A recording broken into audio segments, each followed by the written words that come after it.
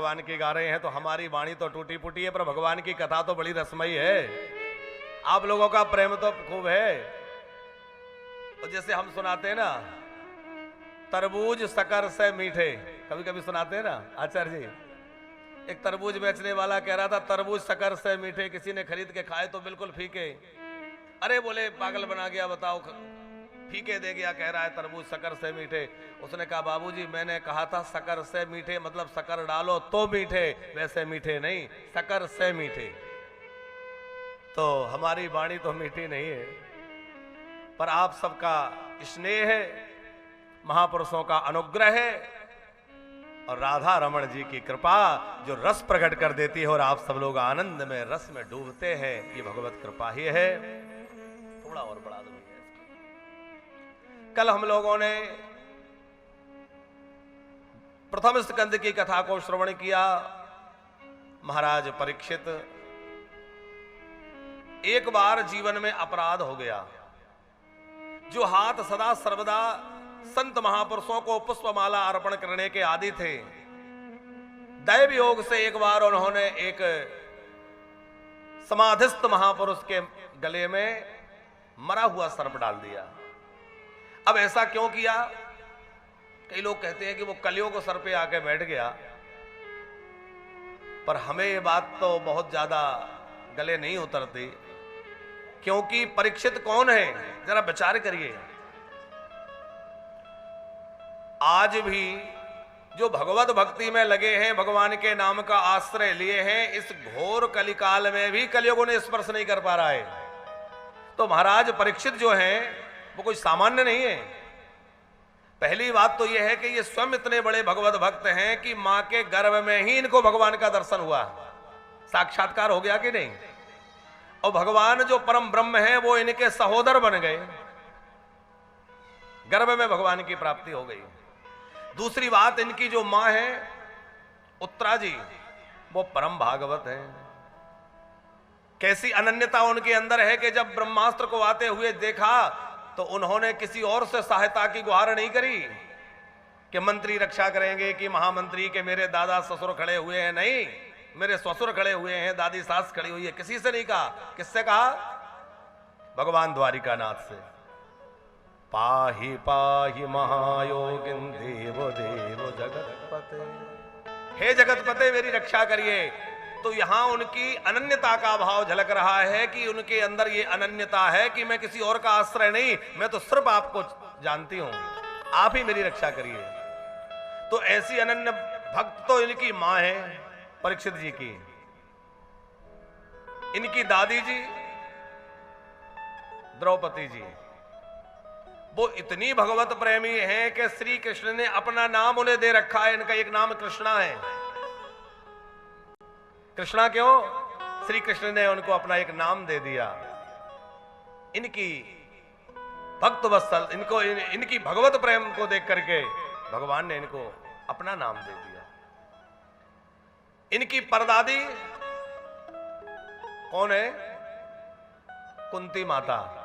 और कुंती माता की भक्ति कैसी है? जैसे ही कुंती माता को अर्जुन के द्वारा ज्ञात हुआ कि मेरे प्रभु अब अपने स्वधाम को लिए प्रस्थान कर गए, तनिक भी देर नहीं की, नेत्र बंद कर लिए, अपने श्री कृष्ण का स्मरण करने लगी और कृष्ण कृष्ण कृष्ण पुकारते हुए धड़ाम से गिरी और कुंती ने प्राण त्याग दिए और नश्वर देह को त्याग करके कृष्ण के परम पद को प्राप्त कर लिया।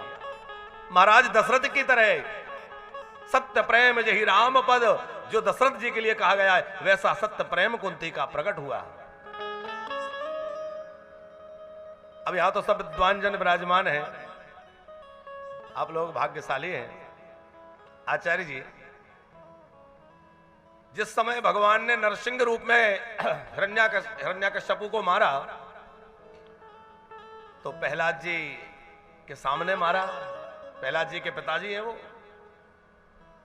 ठाकुर जी को लगा कि मैंने इनके सामने इनको पिता को मारा, इस भक्त के सामने इसके पिता को मारा, ये ठीक नहीं हुआ। और रोते रोते प्रहलाद जी ने एक बात कही, भगवान की स्तुति कर रहे हैं और रो किस में रहे? प्रेम में गदगद होके। बड़ी प्यारी स्तुति श्रीमद् भागवत में बड़ी लंबी स्तुति प्रहलाद जी की है। और प्रहलाद जी ने स्तुति करने के बाद प्रभु से प्रार्थना की, प्रभु भले ही मेरे पिता पापी थे, चाहे जैसे थे, पर आखिर शरीर संबंध से मेरे पिता थे, आप कृपा करके और उन्हें नरक में मत भेजिए, आप उन पर कृपा कर दीजिए।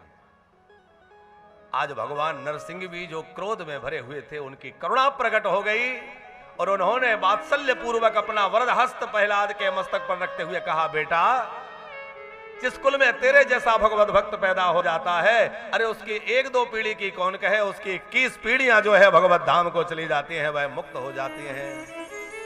21 पीढ़ियां, 10 पूर्वान 10 परान, 10 पहले की और 10 आने वाली, एक स्वयं। अब आप बतलाइए, जहां एक सच्चा भगवत भक्त पैदा हो जाए उसकी 21 पीढ़ियां मुक्त हो जाती है। और श्री परीक्षित जी महाराज, इनका तो पूरा खानदान भगवत भक्त है। अर्जुन कैसे भगवत भक्त हैं आप जानते हैं। अर्जुन के प्रति भगवान का कितना लगाव है। सारथी जो रथ घेरते थे, अब तो सारथी की रथ की व्यवस्था नहीं रही। शर्मा जी महाभारत को ठीक से पढ़िए, उसमें आप देखेंगे कि सारथी जो है वो महारथी से कितना नीचे बैठता है। जो महारथियों के रथ होते हैं उनका सारथी इतने नीचे बैठता है कि जो ऊपर रथी बैठा है उसके दोनों पैर सारथी के दोनों कंधों पर रखे रहते हैं। कंधों पे क्यों रखते हैं? युद्ध में इतना अवकाश नहीं होता कि वो कहे कि दाएं मुड़ो कि बाएं मुड़ो, सामने से प्रहार हो रहा है।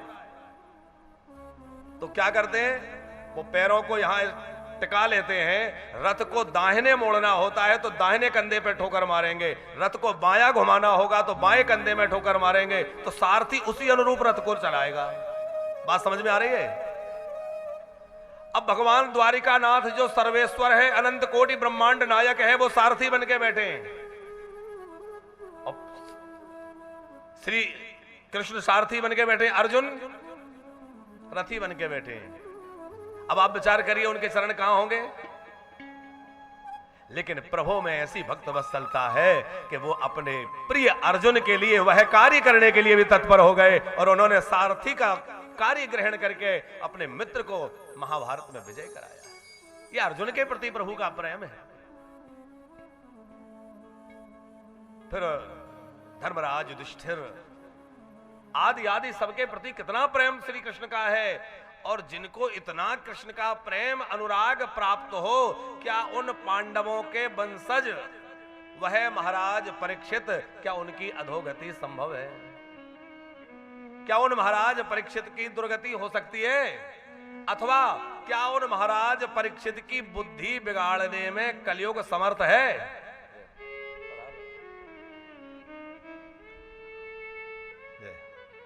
कलयुग में इतना सामर्थ्य नहीं है कि वो परीक्षित जैसे महापुरुष की बुद्धि बिगाड़ सके। हम जैसे विषयी जीवों की बुद्धि कलयुग खराब कर दे, यह बात तो समझ में आती है। कलयुग का प्रहार विषयी जीवों पर होता है, लेकिन जो साधक हैं, भगवत प्रेमी हैं, उन पर कलयुग का जोर नहीं चलता। कलयुग जो है भगवान के भक्तों से बहुत डरता है। तो कलयुग का प्रभाव परीक्षित पर नहीं हुआ। तो बोले यह तो भगवत इच्छा है। श्री कृष्ण चाहते हैं कि परीक्षित के माध्यम से कुछ ऐसा हो जिसके द्वारा सुखदेव जी के द्वारा भागवत प्रकट हो और वह भागवत सबको सहज प्राप्त हो जाए। इसलिए ऐसी लीला भई है। महाराज परीक्षित अपना सब कुछ त्याग करके और गंगा जी के तट पर आके बैठ गए हैं। और गंगा के तट पर आकर परीक्षित जब बैठे, अत्रि वशिष्ठ चैवन श्रद्धान बड़े बड़े महात्मा आए, आशीर्वाद दिया।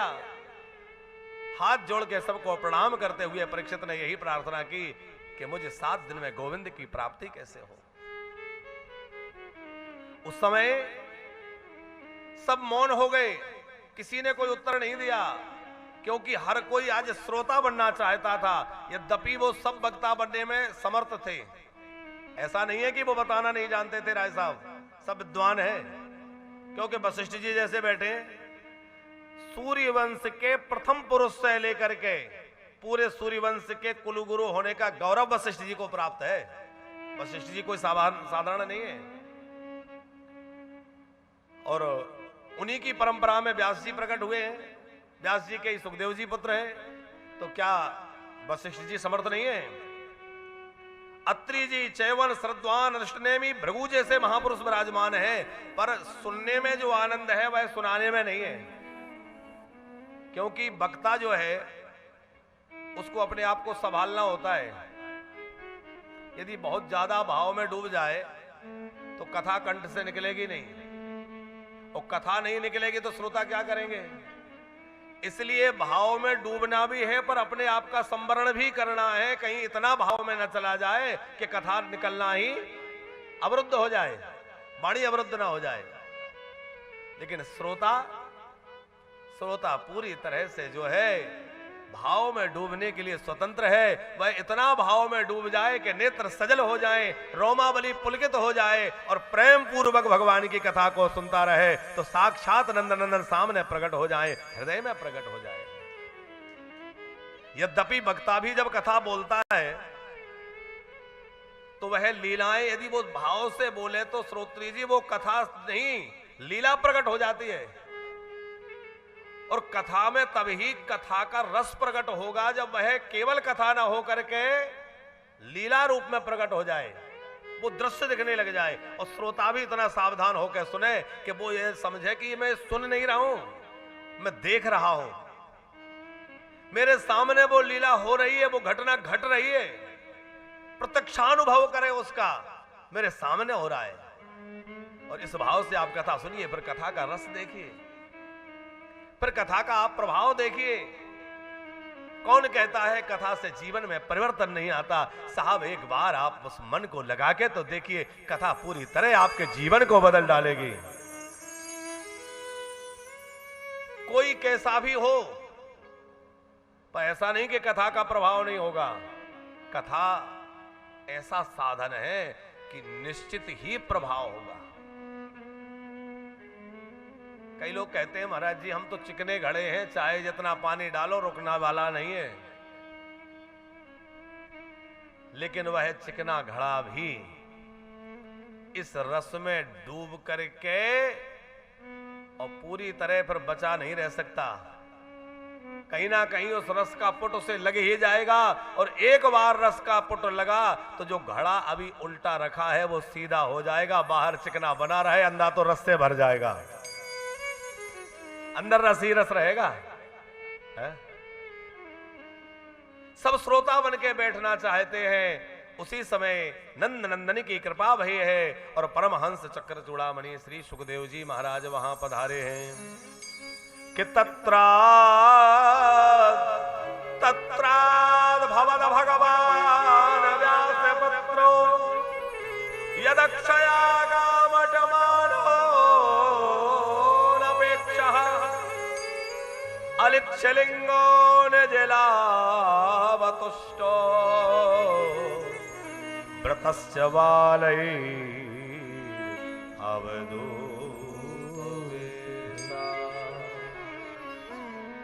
उसी समय भगवान व्यास के पुत्र श्री सुखदेव जी महाराज प्रकट भई। भैया ये कूलरों का मुंह ऐसा कर दें, इनको हवा लगे, सब लोगों को गर्मी लग रही होगी। हमें बड़ी चिंता रहती है, सवेरे से आप लोग बैठ जाते हैं, हम यज्ञ में आरती के लिए थोड़ी देर जाते हैं, उसी में पसीना पसीना हो जाए। वो आप लोगों के यहाँ तो ये हालत है कि आगे भी हवन कुंड, पीछे भी कुंड, दाहिने भी अग्नि प्रज्वलित, बाएं भी अग्नि प्रज्वलित, और ऊपर से भी अग्नि बरस रही है। लेकिन धन्य आप लोगों की श्रद्धा कि ऐसे भीषण गर्मी में भी आप लोग बड़ी श्रद्धा से बैठे रहते हैं और वहां आनंद से हवन कर रहे हैं। इतना बढ़िया दृश्य है। देखो ये तपस्या हो रही है और पसीने के रूप में हमारा अशुभ, हमारे पाप, हमारा ताप, संताप सब बह जाएगा। साहब एकदम विशुद्ध हो जाओगे। ये तप रहे हैं, जैसे तप करके स्वर्ण निखर जाता है, ये तपस्या है? अद्भुत आप लोगों की तपस्या को हम प्रणाम करते हैं। श्री सुखदेव जी महाराज जब वहां प्रकट हुए तो सभा में बैठे हुए जितने भी विद्वान हैं, महापुरुष हैं, संत जन हैं, सब उठ करके खड़े हो गए। सबने सुखदेव जी का वंदन किया। तत्राद भवद भगवान व्यास पुत्रो यदक्षयागामट मानो नपेक्षः अलिक्षलिंगो निजलावतुष्टो व्रतश्च वालैरवधूत वेशः। अवधूत वेश में चक्रचूड़ामणि श्री सुखदेव जी महाराज जब वहां पधारे तो सुखदेव जी के आगमन के साथ सब प्रसन्न हो गए। महाराज परीक्षित जान गए कि बड़े बड़े महापुरुष जिनको प्रणाम कर रहे हैं निश्चित ही ये कोई विशेष विभूति है और ये मेरे ऊपर कृपा करके आए हैं। महाराज परीक्षित ने चरण पकड़ लिए, पहले चरणों को धोया, चरणामृत लिया, सुंदर आसन दिया, आसन पर बिठाया और उसके बाद में हाथ जोड़ करके प्रार्थना की। अहो अद्य वयं ब्रह्मण सतसेव्यः छत्रबंधवा कृपया तिथि रूपेण भवद्भस्तीर्थकाः अता प्रक्षामि संसिद्धिं योगिनां परमां गुरुं पुरुषस्य यत् कार्यं म्रियमाणस्य सर्वथा। मैं धन्य हो गया जो आप जैसे महात्मा का, महापुरुष का मुझे दर्शन हुआ। मैं तो अपराधी हूं, फिर भी आपने मेरे ऊपर अनुग्रह किया। आप कृपा करके यह बतलाइए कि मरने वाले को क्या करना चाहिए। जो मरने वाला है उसको क्या करना चाहिए। और ये बात सुनते ही सुखदेव जी बड़े प्रसन्न हो गए, क्योंकि प्रश्न ये किया गया है कि मरने वाले को क्या करना चाहिए। और मरने वाले केवल परीक्षित जी महाराज तो नहीं है, हम आप सभी तो मरने वाले हैं। और जहां लोक मंगल का प्रश्न सुनते हैं तो संत प्रसन्न होते हैं। वरीयाने से ते प्रश्न कृतो लोके हृतम नृपा आत्मविसम्मतः पुंसाम श्रोतव्यादिष्यः परा। सुखदेव जी ने बहुत सुंदर कथा कहना प्रारंभ किया। राजन, तुम्हारा प्रश्न उत्तम है। मनुष्य जन्म के बाद व्यक्ति बहुत कुछ करता है, हजारों काम करे, पर वह नहीं किया जिसके लिए आए थे। अपने कल्याण की कामना हो तो 3 काम करे, और ये 3 भी ना हो तो इन 3 में से कोई एक पकड़ ले तब भी कल्याण हो जाएगा। कौन कौन से 3 काम है? श्रोतव्यः कीर्तितव्यश्च स्मर्तव्यश्चितावयम्। कथा का श्रवण, कीर्तन और स्मरण। कई बार हमने कथाओं में विस्तृत रूप से इन तीनों पर चर्चा की है, क्योंकि कथा श्रवण में तो निश्चित ही जीव पाप मुक्त हो जाता है। कथा श्रवण से व्यक्ति के अंदर का कचरा निकल जाता है, हृदय शुद्ध हो जाता है। और दूसरा है कीर्तन। कीर्तन में और डबल लाभ है, क्योंकि मुख से भी नाम निकल रहा है और कानों में भी नाम जा रहा है। मुख से गा रहे हो तो कान में भी तो जाएगा, तो 2 प्रकार से लाभ हो रहा है। तो श्रवण में जो लाभ है वह 1 गुना है, और उससे भी डबल लाभ जो है वो कीर्तन करने में। खूब कीर्तन करिए, नित्य कीर्तन करिए। कीर्तन और संकीर्तन में क्या भेद है? भगवान के गुणानुवाद को गाना, भगवान की लीला कथाओं को गाना, प्रेम पूर्वक उनके गायन में लगे रहते रहना, वो कीर्तन है। और किसी एक ही नाम को लय तालबद्ध होकर के बारंबार गायन करना वह संकीर्तन है। पर गाय कैसे? बड़ी सुंदर बात कही है। कैसे गाया जाए भगवान का नाम? कि मम गुण गावत पोलक शरीरा, मम गुण गावत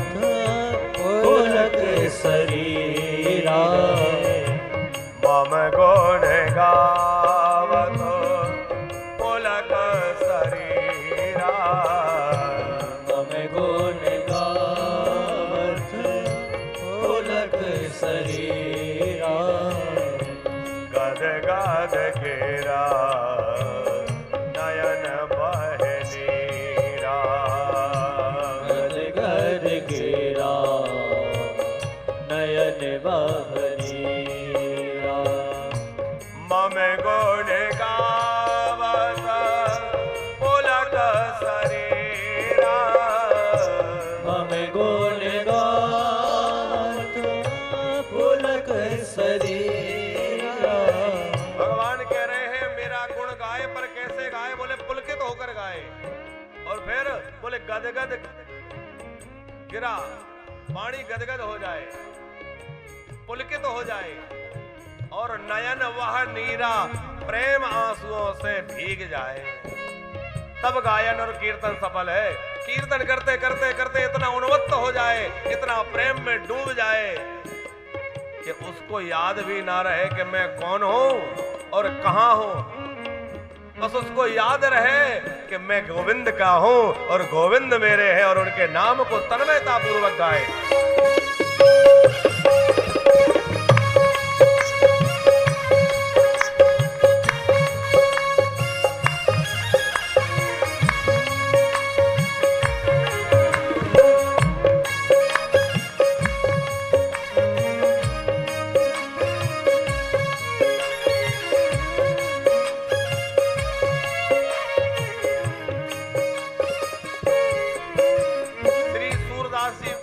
हमारे बाबा सूरदास प्रेम में गाते हैं, और वो जब गाते हैं तो तमाम लोग सुनने आ जाते हैं। पर आपने वो प्रसंग सुना होगा,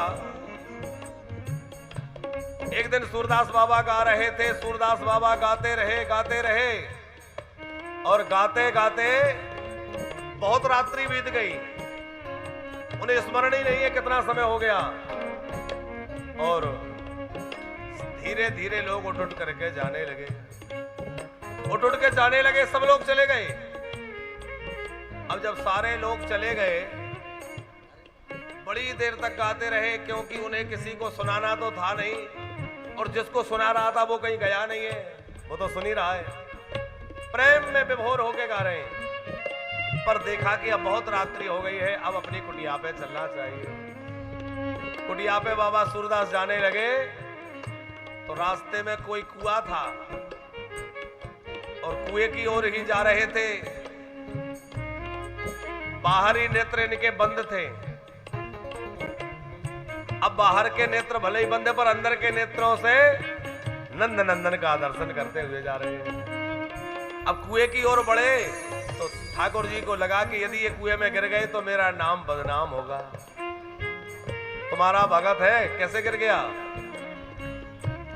ठाकुर जी बालक बन के आए, सूरदास बाबा की बाह पकड़ी, कहा बाबा आप मेरे साथ आइए, यहां से रास्ता है, आप रास्ता भूल गए, ये रास्ता नहीं है, ये रास्ता है। हाथ पकड़ के कुटिया तक ले गए। कुटिया तक पहुंचते पहुंचते सूरदास जी को याद आया कि इतनी रात्रि में कौन बालक हो सकता है? इस समय तो सब सो गए होंगे, पर इस बालक का स्पर्श भी बड़ा कोमल है, इसकी वाणी में बड़ी मिठास है। ये बालक कौन है? लगता है जिसके पद गाता हूं वही है, कोई और नहीं है। और इतना जैसे ही मन में भाव आया तो बाबा सूरदास ने उस बालक की उंगली पकड़ रखी थी, धीरे धीरे हाथ आगे बढ़ाया कलाई पकड़ने के लिए। सोचा कि कलाई पकड़ लूं, कहीं छूट के भाग ना जाए, हृदय से लगा लूं, अब जाने नहीं दूंगा। और जैसे ही कलाई पकड़ी, ठाकुर जी समझ गए कि बाबा भेद जान गए। अब बाबा भेद जान गए, भेद खुल गया, मैं कौन हूं। तो बाह छुड़ा करके और ठाकुर जी भागने लगे। बाह छोड़ाकर भागे तो सूरदास बाबा दौड़े और आवाज लगाई, रुक जाओ छलिया, मत भागो, मत जाओ। बाह छुड़ा कर जात है निर्बल जान के मोहे। जब नहीं लौटे तो सूरदास जी ने कहा, मुझे निर्बल समझ के बाह छुड़ा के जा रहे हो, लेकिन हृदय छोड़ जब जाएगो तुम्हें जाने गो कोई। बाह छुड़ाकर तो चले गए, पर हृदय से जिस दिन निकल जाओगे तब मैं जानूंगा कि आप सूरवीर हैं। हृदय से निकल के दिखाओ। ठाकुर जी भी आ गए। बाबा मैं सब कुछ कर सकता हूं, पर तुम मुझे से भक्तों के हृदय से कभी नहीं निकल सकता, और सारी दुनिया से मैं जीत सकता हूं। सारे विश्व को प्रभु चलाने वाले हैं, पर ठाकुर जी कह रहे हैं कि मैं जो है सब कुछ कर सकता हूं, पर तुम जैसे भक्तों के भाव को नहीं जीत सकता। मां मैं गुण गावन पुलक शरीरा, मां मैं गुण गावन पुलक शरीर। अच्छा आप लोग थोड़ा सा रामायण में चलें। गंगा जी के घाट पे बैठा हुआ केवट राम जी से कह रहा है, कहा हो तुम्हारे मर्म में जाना। मैं तुम्हारे मर्म को जानता हूं, मैं नाव लेकर आने वाला नहीं हूं। अब राम जी का मर्म कौन जानता है, जरा हमें बतलाइए। बिना पढ़ा लिखा एक गवार व्यक्ति जो नाव चला रहा है, उसको पढ़ा लिखा नहीं है, वो कह रहा है मैं तुम्हारे मर्म को जानता हूं। और राम जी के मर्म को हमेशा साथ रहने वाले लक्ष्मण जी नहीं जानते। लक्ष्मण हो यह मर्म न जाना, लक्ष्मण हो मर्म न जाना। जो कछु चरित रचा भगवाना, जो कछु चरित रचा भगवाना। लक्ष्मण जी भी उस मर्म को नहीं जाने जो राम जी कर रहे हैं। और बोले भोले बाबा तो निरंतर भजन करते हैं, पर भोले बाबा क्या इनके मर्म को जानते हैं? ब्रह्मा जी मर्म को जानते हैं। बोले ब्रह्मा जी शिव जी भी जिनके मर्म को नहीं जानते। अयोध्यावासी तो राम जी को बड़े प्रिय हैं, तो अयोध्यावासी राम जी के मर्म को जानते हैं? बोले नहीं। मां से देवा से करे देवा से भाव, मर्म न जाने कोई। रत समेत रविता क्यों निशा कवन विधि हो। वहां भी कोई मर्म नहीं जानता। अच्छा एक बात आप लोगों से प्रार्थना करें। अब अयोध्या की बात आई गई है तो श्रोत्री जी, इस समय सोशल मीडिया के माध्यम से और जैसे तैसे अयोध्या वालों को लोग बहुत भला बुरा कह रहे हैं। ये बात बिल्कुल ठीक है कि चुनाव परिणाम अपेक्षाकृत नहीं है, लेकिन इसका मतलब ये नहीं है कि अयोध्या वासियों को हम लोग ऊटपटांग कहें, गाली देने लगे, कुछ भी कहने लगे, क्योंकि अयोध्या वासी राम जी को प्राणों से भी अधिक प्रिय है। राम जी कहते हैं अति प्रिय मोय जहां के वासी। तो भैया जिसको अयोध्या में जन्म मिला है, जिसको सरयू जी का पानी पीने को मिला है, अवध की भूमि में जिनको जन्म मिला है, हम उनको न कोसें। हाँ जो हुआ है वह हिंदुत्व के लिए विचार की बात है, वह सनातन के लिए गंभीर चिंतन का विषय है, और हम लोगों को भविष्य में सावधान होने की बात है। लेकिन हम उन परिणामों के कारण अयोध्या वासियों को भला बुरा कहें तो हम अपना ही अनिष्ट कर रहे हैं, अच्छा नहीं है। हम प्रार्थना करते हैं भैया आप लोग उस सोशल मीडिया की हवा में अपने आप को मत बहाइए कि बस हम भी उसी में लग गए कि हाँ हाँ ये बहुत बुरा किया। अब वो क्यों किया, कैसे किया, हम इस विषय पे नहीं जाएंगे। हम लोगों को तो कथा का आनंद लेना है। चिंतन का विषय है कि आगे सरकार भी इस विषय में विचार करेगी कि चूक कहां हुई, और हो सकता है आगे सब बहुत अच्छा होगा। सब प्रार्थना करें ठाकुर जी से कि ऐसे सरकारें आती रहें जो हिंदुत्व की रक्षा करती रहें, सनातन की रक्षा करती रहें। ये भगवान से प्रार्थना सब करते रहें और अपने अपने स्तर से सब लोग प्रयत्न भी करते रहें, केवल प्रार्थना नहीं। लेकिन अयोध्या वासियों को, भगवान के प्रियजनों को भैया अशोभनीय टिप्पणी ना करें।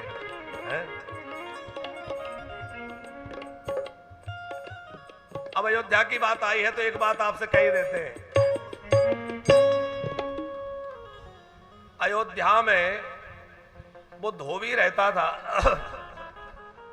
जिसने जानकी जी पर उंगली उठाई। आप सबने कथा सुनिए। जब राम जी साकेत जाने लगे अपने नित्य धाम को, तो अयोध्या के समस्त नर नारियों को तो ले ही गए, समस्त जीव जंतुओं को सबको ले गए। आप जानते हैं कि नहीं ये बात? राम जी सबको ले गए। और जब राम जी सबको ले जाने लगे तो केवट की वो उसकी ओर ध्यान गया,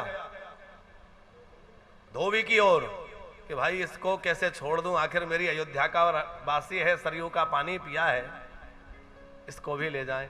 और जैसे ही अयोध्या के नगर नारियों के साथ में उस धोबी को लेकर गए तो साकेत में पहुंचे तो वहां साकेत स्वयं मूर्तिमंत होकर प्रकट हो गया और हाथ जोड़ के बोला, सरकार हम आपसे धृष्टता करते हुए कह रहे हैं कि यह किशोरी जी की कृपा कटाक्ष से साकेत बसता है, और किशोरी जी की निंदा करने वाला, किशोरी जी का जो अपराधी है, उसको हम साकेत में वास नहीं दे सकते, हम इसको प्रवेश नहीं दे सकते, आप इसको और किसी लोक में भेज दीजिए। अब साकेत में जब मना हुआ तो कहां भेजे? इंद्र तो पहले ही घबरा रहे थे, बोले इसे स्वर्ग में मत भेज देना, हम इसको स्वर्ग में नहीं रख सकते। ब्रह्मा जी सब लोग कह रहे थे हमारे लोक में मत भेजना। अब राम जी को दया आ गई और राम जी विचार करने लगे कि आखिर ये अयोध्या वासी है, भले ही इसने किशोरी जी की निंदा करी, जानकी जी से इसने द्रोह किया, लेकिन फिर भी अवधवासी है। अब मुझे इसको नित्य धाम देना है और धाम इसको प्रवेश नहीं दे रहा है, तो क्या करें? तो वहां ऐसी कथा है कि ठाकुर जी ने अपने संकल्प से नया वैकुंठ प्रकट कर दिया और नया वैकुंठ जो है नया साकेत प्रकट कर दिया और नया साकेत धाम बना करके वहां वैसा ही वैभव प्रकट कर दिया जो नित्य साकेत में है, और वहां उस धोबी को भेज दिया। आप कहेंगे कि कहां के प्रमाण से बोल रहे हैं?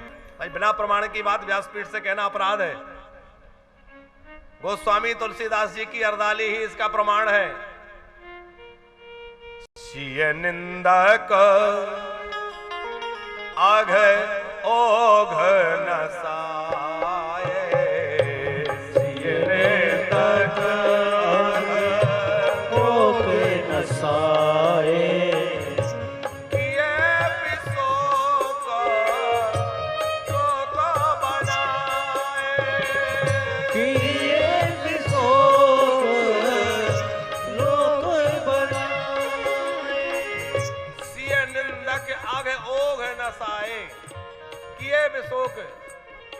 सलोक वसाए। भगवान ने उस सिय निंदक को भी अपने धाम में वास दे दिया। तो आप विचार करिए कि राम जी अवधवासियों से कितना प्रेम करते होंगे। लेकिन जो प्रसंग चल रहा था हम उसी पे आ जाएं। केवट कह रहा है मैं तुम्हारे मर्म को जानता हूं, लेकिन अयोध्यावासी राम जी को इतने प्रिय है, वह भी अयोध्यावासी भी ये मर्म नहीं जानते। तो भोले बाबा मर्म नहीं जानते, लक्ष्मण जी मर्म नहीं जानते, ब्रह्मा जी नहीं जानते, अवधवासी नहीं जानते, और बिना पढ़ा लिखा केवट कह रहा है मैं तुम्हारा मर्म जानता हूं। तो केवट क्या मर्म जानता है? बोले केवट बोला मैं एक मर्म जानता हूं कि आपको तैरना नहीं आता। लक्ष्मण जी बोले तुम्हें पता है इनको तैरना नहीं आता? अरे ये सकल कला विशारद है, कोई कला इनसे बची नहीं है, सब जानते हैं। केवट बोला छोटे सरकार आप नाराज मत होइए, मैं नदी में तैरने की बात नहीं कर रहा हूं, आप मेरे भाव को समझिए। इनको तैरना नहीं आता, इसीलिए तो ये भक्तों के प्रेम में डूब जाते हैं। इनको तैरना आता होता तो ये निकल जाया करते, ये भक्तों के प्रेम में डूब जाया करते हैं। इसका मतलब है कि इनको तैरना नहीं आता। सूरदास बाबा बोले कि आप बाहर से भाग जाएं, लेकिन मेरे हृदय में आप उस भाव समुद्र में डूबे हुए हैं, यहां से आप निकल के नहीं भाग सकते। तो ऐसा प्रेम पूर्वक कीर्तन करें कि आपके उस कीर्तन में आनंदित होकर ठाकुर जी भी आके नाचने लग जाएं, आपके हृदय में आके विराजमान हो जाएं।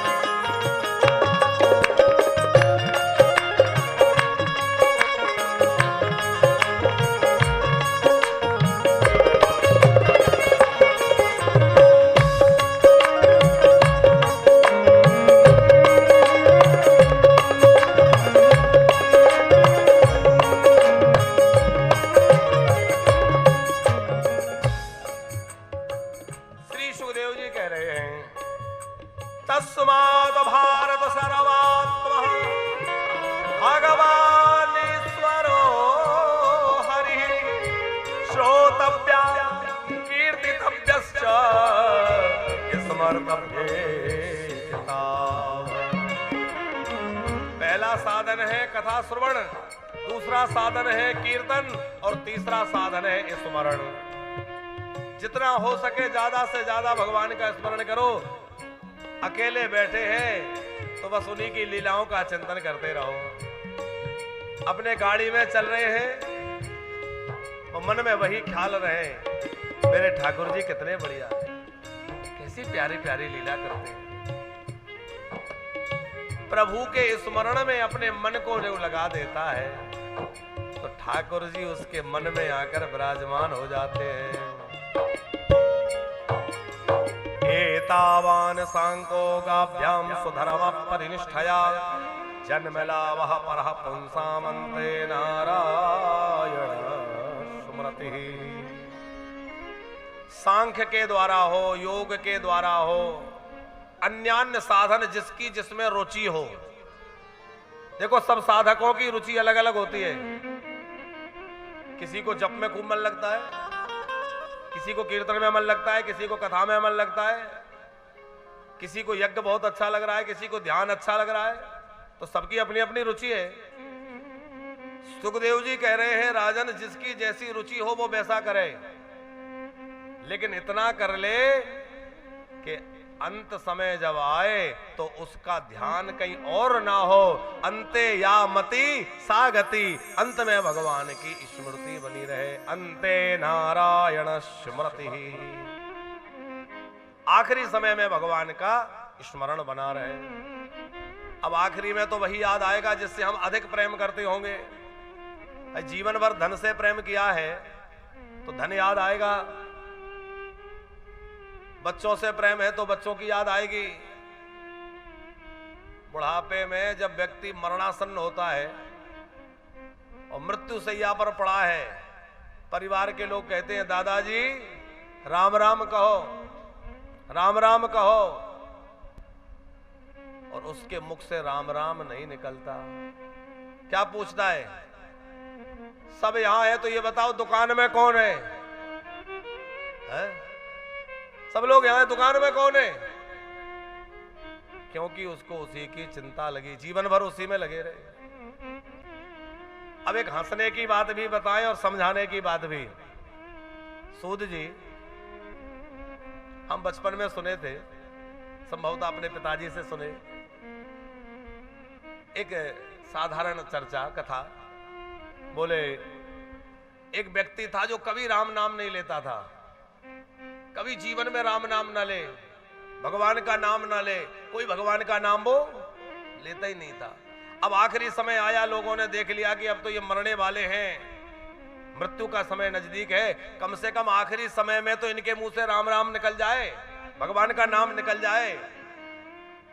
तो तमाम लोगों ने प्रयत्न किया कि अरे कृष्ण बोलो, राम बोलो, पर वो नहीं बोलते थे। एक किसी ने उनको सलाह दी कि ऐसा करो, परामर्श दिया, वो अमुक व्यक्ति है ना, उनको बुला लो। उनका नाम राम नारायण था। तो वो जैसे ही आएंगे इनसे पूछेंगे कि क्यों, इनको पहचान लिया कौन है? ये कहेंगे हाँ कौन है? बोले राम नारायण है। तो राम और नारायण नाम भगवान का 2-4 बार तो मुंह से निकल ही जाएगा, कुछ काम बन जाएगा, जैसे अजामिल का बन गया। अब उनको बुलाया, वो आए। अब ये कभी आंख बंद हो जाए, कभी खुल जाए। पूछा कि क्यों, सबको पहचान रहे हो? बोले हाँ। ये कौन है? बड़ी देर तक देखने के बाद बोले वो है मुनिया के घर वालों। समझ रहे हैं बात को? नाम नहीं निकला, भगवान का नाम मुंह से नहीं निकला, और ऐसे ही कहते कहते प्राण निकल गए। भैया ये मत सोचो कि आखिरी में नाम ले लेंगे काम बन जाएगा। अरे आखिरी में नाम भी मुंह से तब निकलेगा जब जीवन में राम के नाम का आश्रय लिया होगा, अभ्यास जीवन में किया होगा, तभी अंतिम समय में आएगा, नहीं तो आखिरी समय में भी नाम मुख से आने वाला नहीं है। जन्म जन्म मोनि जतन कराही, जन्म जन्म मोहि जतन कराही, अंत राम कहे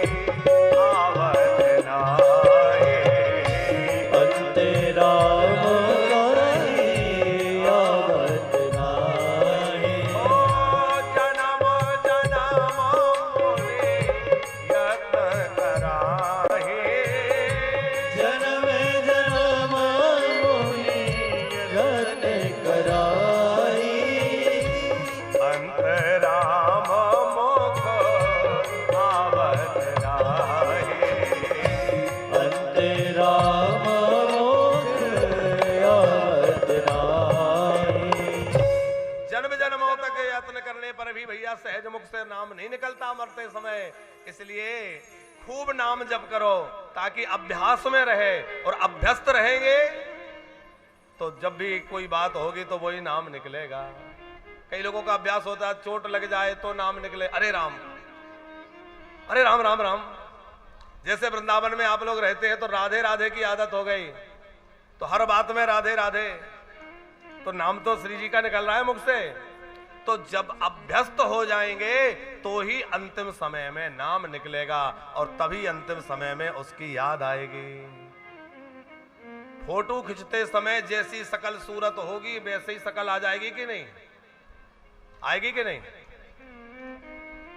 इसीलिए जहां जहां कैमरा घूमता है लोग सुधर के बैठ जाते हैं। जैसे जैसे कैमरा घूमता है लोग ठीक ठाक हो जाते हैं, क्योंकि कैमरा जैसे ही क्लिक होगा तो वो जैसे होंगे वैसे आ जाएंगे। ये मृत्यु का क्षण भी बिल्कुल वैसे ही समझ लेना। आखिरी का समय जब प्राण शरीर से निर्गत होते हैं तो वो समझ लेना फोटो खिंच रहा है। उस समय आपका चिंतन जैसा होगा वैसा ही आपका अगला जन्म हो जाएगा, अगला जन्म बिल्कुल वैसा के वैसा चित्रण हो जाएगा। अच्छा, फोटो भी दो तरह से खींचते हैं श्रोत्री जी। एक फोटो ये जो भैया खींच रहे हैं, आपके अंदर क्या चल रहा है उसको इससे कोई लेना देना नहीं, आपके ऊपर क्या है वो उसी को कैप्चर करेगा। यही है कि नहीं? अंदर दुख है कि चिंता है कि टेंशन, आप ऊपर से मुस्कुरा रहे हैं तो बढ़िया फोटो आएगी। एक और होता है जो ऊपर का नहीं लेता, ऊपर आप कैसे हैं कोई मतलब नहीं, अंदर का ही लेता है। कौन सा होता है वो? एक्सरा। एक्सरा लेते हैं तो उसको ऊपर से कोई मतलब नहीं, वो अंदर क्या है उसी को लेता है, अंदर का चित्र खींचता है। ऐसे ही भैया हम लोग तो बाहर के चित्र को देखते हैं, और हमारा ठाकुर तो अंदर का चित्र देखता है कि अंदर क्या है, अंदर की स्थिति कैसी है, कहां गड़बड़ी हो रही है। सदगुरु भी अंदर से सुधार करता है, ऊपर से चेला को देख करके खुदा बस उसको खुश करने में लगे रहे। देखो, जो गुरुजी चेला की ज्यादा प्रशंसा करे समझ लो ये अंदर से हित नहीं कर पा रहे। हमसे एक दिन कोई कह रहे थे आप अपने भक्तों को कई बार डांट देते हैं। हमें भी बाद में लगा कि हाँ बात तो ठीक कह रहे, नहीं डांटना चाहिए। लेकिन जब बहुत चिंतन किया तो शर्मा जी एक बात विचार में आई कि लोग बड़ी श्रद्धा से गुरु भाव लेकर जुड़े हैं, हम केवल उनको इसलिए चिकनी चुपड़ी मीठी मीठी बातें करते रहें कि ये बढ़िया बढ़िया रसीदें बनवाते रहें, इसलिए मीठी मीठी बातें देते रहें। तो आप ये बताओ कि वैद्य जी के पास जाओ और वैद्य जी शहद शहद चटाते रहें तो कभी बीमारी मिटेगी? आप वैद्य के पास गए बीमारी लेके, हमारा इलाज कर दीजिए, और वैद्य आपको खुश करने के लिए शहद ही चटाता रह जाए तो कभी अच्छे होने वाले नहीं है। भैया शहद के साथ औषधि देना भी आवश्यक है, भले ही कड़वी हो पर औषधि चटाना भी आवश्यक है। तो शिष्य का जिसमें कल्याण हो, सचिव वैद्य गुरु तीन जो प्रिय बोले भया, राज धर्म तन तीन कर, ओहे बेग ओहे बेग ही नाश। इसलिए कभी कभी डांट सुनना भी अभ्यस्त होना चाहिए, अभ्यास होना चाहिए। और जिसने गुरुजनों की डांट सह ली, चाहे विद्यार्थी हो चाहे साधक हो, जिसने गुरुजनों का अनुशासन स्वीकार कर लिया उसका जीवन निश्चित ही परिमार्जित होकर के श्रेष्ठ बन जाएगा। और जो उस डांट को नहीं सह पाया उसका जीवन कैसे श्रेष्ठ बनेगा? श्री सुखदेव जी महाराज कह रहे हैं, राजन अंत काले तो पुरुषो आगते गत साध्वसा छिन्द्याद संग शस्त्रेण स्पृहाम देहेनुहे चतम, स्पृहाम देहेनुहे चतम। अंत समय जब आ जाए तो व्यक्ति घबराए नहीं, वह अपने दृढ़ वैराग्य के शस्त्र से आसक्ति को काट करके एकांत में चला जाए और मन को गोविंद में लगा ले। आप कहेंगे कि ये पता कैसे चले कि अंत समय आ गया? कैसे पता चले? अरे भैया, मृत्यु बिना पहले अपना संदेश दिए नहीं आती, पहले कुछ ना कुछ खबर भेजती है कि मैं आ रही हूं। तो हम लोग उसको अनदेखा कर देते हैं। आंखों में दिखना कम हो गया, कानों से सुनाई देना कम हो गया, घुटने खराब होने लगे। ये सब क्या है? मृत्यु के आगमन की सूचना है। पहले है जरा और जरा के बाद मृत्यु। हम जरा आने पर जरा को जरा भी ध्यान नहीं देते। अब मृत्यु तो आना सुनिश्चित है, आ ही जाती है। इसलिए सावधान होकर के खूब भगवान नाम जपे और खूब कथा सुने। कैसे? जितासनो जित श्वासो जित संगो जित इंद्रिया स्थूले भगवतो रूपे मनः संधारे धिया मनः संधारे धिया। पहले अपनी आसन को जीते, श्वासों को जीते, संग को जीते। सुखदेव जी ने बहुत सुंदर सा वर्णन किया है। भगवान के विराट स्वरूप का वर्णन किया है। क्रम मुक्ति और सद्यो मुक्ति का वर्णन करते हुए कौन से देवता की उपासना से क्या मिलता है। अलग अलग देवता हैं, किस उपासना से क्या प्राप्त होता है यह सुनाया है। परीक्षित जी ने प्रश्न किया कि भगवान सृष्टि का सृजन कैसे करते हैं? तो सृष्टि सृजन की प्रक्रिया को बड़े विस्तार पूर्वक श्री सुखदेव जी महाराज ने सुनाया कि सृष्टि की कैसे सृजन होता है और सृष्टि सृजन की प्रक्रिया सुनाई है। तत्पश्चात विदुर जी का प्रसंग सुनाया है। बड़ा प्यारा विदुर जी का प्रसंग सुखदेव जी सुना रहे हैं कि जिस समय महाराज धृतराष्ट्र पूरी तरह अंधे हो गए थे। बहुत ध्यान से सुनना। धृतराष्ट्र अंधे तो जन्म से थे, लेकिन उनके जो बाहर के नेत्र है वो तो जन्म से बंद थे, पर अंदर भी नेत्र होते हैं ज्ञान वैराग्य के। पर पुत्र दुर्योधन के मोह में जिनके अंदर के नेत्र भी बंद हो चुके थे, वह महाराज धृतराष्ट्र। एक दिन विदुर जी ने एकांत में अपने बड़े भैया धृतराष्ट्र को देखा तो विदुर जी समझाने लगे। देखो बड़े भैया, मैं आपको इसलिए समझा रहा हूं कि आप मेरे ज्येष्ठ भ्राता हैं। आप जरा विचार करिए कि क्या आप दुर्योधन से इतना मोह रखते हैं कि आप ये भी भूल गए कि मैं अपने खास भाई के बेटों से अन्याय कर रहा हूं। ये अन्याय क्या आपके लिए शोभा देता है? विदुर जी ने बहुत नीति की बातें समझाई हैं। आप अनीति से धन इकट्ठा तो कर लेंगे, लेकिन ये आपकी बुद्धि खराब, आपके बच्चों की बुद्धि और भविष्य खराब करेगा। ऐसा मत करिए। सये से दोषा पुरुष विडास्ते गृहान प्रविष्टो यमपत्या पुष्णानि कृष्णाद् विमुखो गतस्त्रिस्यजास्वसैवं कुलकौशलायो। हे महाराज धृतराष्ट्र, आप ऐसा मत करिए। बड़े नीति की बात, बड़े धर्म की बात विदुर जी ने कही, लेकिन जब व्यक्ति का समय खराब आता है तो उसको अच्छा उपदेश, हित का उपदेश भी हितकर नहीं लगता।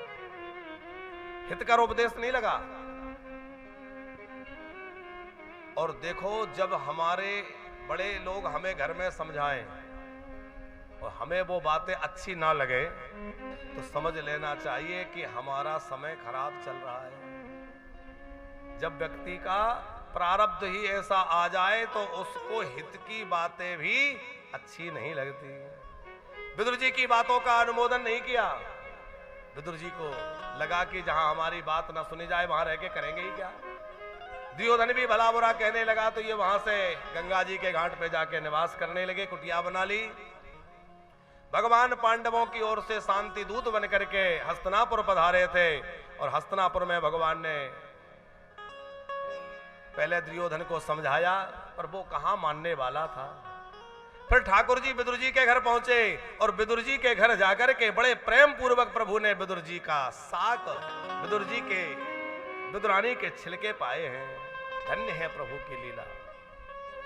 कथा आप लोग सुनते हैं कि विदुरानी छिलका दे रही है, ठाकुर जी छिलका पा रहे हैं। देखो, परमात्मा को भूख नहीं लगती। भगवान किसे कहते हैं? जिसको भूख ना लगे, जरा मरण भूख प्यास, इन सबसे भगवान बहुत परे हैं। हम जैसा पांच भौतिक देह भगवान का थोड़ा ही है। हम लोगों को गर्मी लगती है, सर्दी लगती है, भूख लगती है, प्यास लगती है, शरीर में सुख दुख होता है, ये सब भगवान में नहीं होता, क्योंकि भगवान का जो देह है वो पांच भौतिक नहीं है। चिदानंदमय देह तुम्हारे,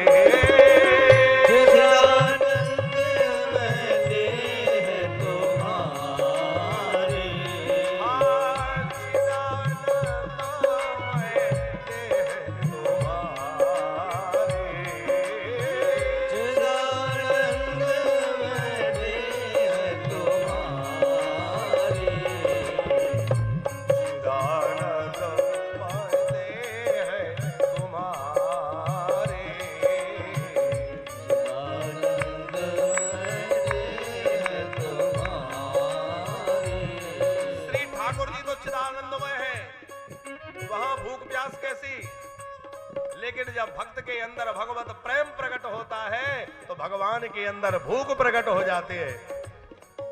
जब भक्त के अंदर प्रेम प्रकट होता है तो भगवान को प्यास लगने लगती है, भूख लगने लगती है।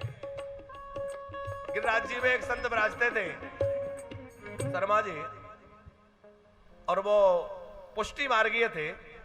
पुष्टि मार्ग में जो है पवित्रता का बड़ा ध्यान रखा जाता है, अपरस की सेवा होती है। आप लोगों ने सुना होगा, जितनी बार मंदिर में जाएंगे उतनी बार स्नान करेंगे, उतनी बार नए वस्त्र, धुले हुए वस्त्र पहनेंगे।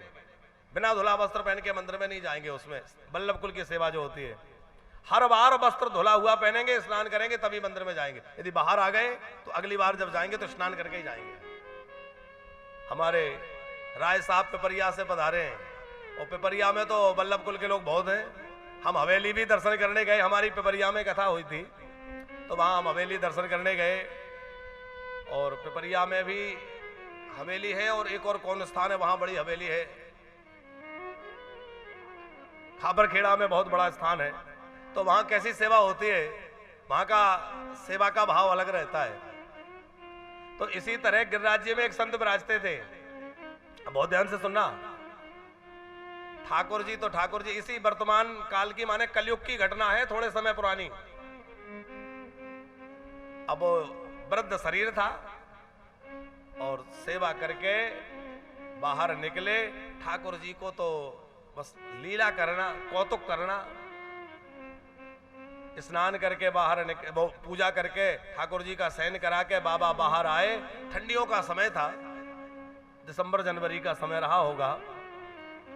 अब बाबा जैसे ही बाहर आए तो कन्हैया ने आवाज लगाई। ऐसी सेवा बाबा करते थे कि ठाकुर जी प्रकट होकर उनके साथ लीला करते थे। ठाकुर जी ने आवाज लगाई, बाबा बाबा। बाबा बोले, हाँ लाला। बोले, जरा रजाई खसक गई, आकर के ठीक कर दीजिए। अब मंदिर से बाहर आ चुके थे तो स्नान करना, अब शाम का समय था, बहुत जोर की ठंडी थी, वृंदावन की ठंडी। स्नान किया, धुले हुए वस्त्र पहने, झीनी सी एक धोती लपेट करके अंदर गए, ओढ़नी ठीक की, रजाई वजाई ठीक की। अब लाला सुखपूर्वक सोइए, ऐसे करके और बाहर आ गए। अभी आए थे, थोड़ा ही समय हुआ था, कुछ करने का सोच ही रहे थे, फिर आवाज आई, बाबा बाबा, ये रजाई फिर से खसक गई। ओहो, लाला की रजाई खसक गई। फिर से स्नान किया, फिर कपड़े बदले, फिर गए, फिर ठीक ठाक किया। अच्छा लाला, अब बढ़िया सुखपूर्वक सोना। और लाला सो गए।